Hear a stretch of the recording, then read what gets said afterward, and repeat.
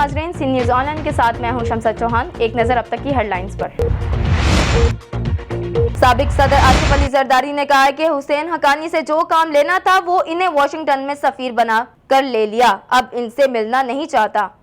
वफाकी वजीर दाखिला चौधरी निसार ने कहा है कि स्पॉट फिक्सिंग जैसे मामलात से पाकिस्तान की इमेज को नुकसान पहुंचता है। FIA को किसी की इजाजत की जरूरत नहीं। मुस्लिम लीग नून के रहनुमा दानियाल अजीज और मुसद्दिक मलिक के एक बार फिर PTI पर शदीद तनकीद। डॉक्टर मुसद्दिक मलिक ने कहा है कि वजीर आला ने वाज़िह तौर पर कहा है कि अदालत का फैसला कबूल करेंगे। टड्डा एयरपोर्ट पर इफ्तिखार चौधरी और इनके बेटे को लाइन तोड़ने पर मुसाफिर ने खरी खरी सुना दी। वीडियो सोशल मीडिया पर वायरल।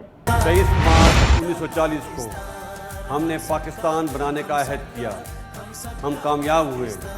आइए आज फिर अहद करें कि हम पाकिस्तान को फसादियों से पाक करेंगे, क्योंकि ये है हम सबका Pakistan. Army chief general Qamar Javed Bajwa ने कहा है कि पाकिस्तान को फसादियों से पाक करेंगे। यौम पाकिस्तान भरपूर कौमी जज्बे से मनाने के लिए तैयारियां मुकम्मल। वज़ीर आला सिंध मुराद अली शाह ने कहा है कि वफाक मरदमशुमारी को शफाफ बनाने के लिए हर किसी के तहफ़्फ़ुज़ात दूर करें। पंजाब यूनिवर्सिटी का झगड़ा खैबर पख्तूनख्वा तक पहुंच गया। डेरा इस्माइल खान की गवर्नमेंट यूनिवर्सिटी में 2 तालिबान ग्रुप में तसादम के बाद कशीदा सूरत हाल के बाइस पुलिस, FC और फौज को तलब। पंजाब यूनिवर्सिटी में सूरत हाल बदस्तूर कशीदा, एक ग्रुप ने रैली की इजाजत ना मिलने पर धरना दे दिया। पाक सरजमीन पार्टी ने MQM की एक और पतंग काट दी।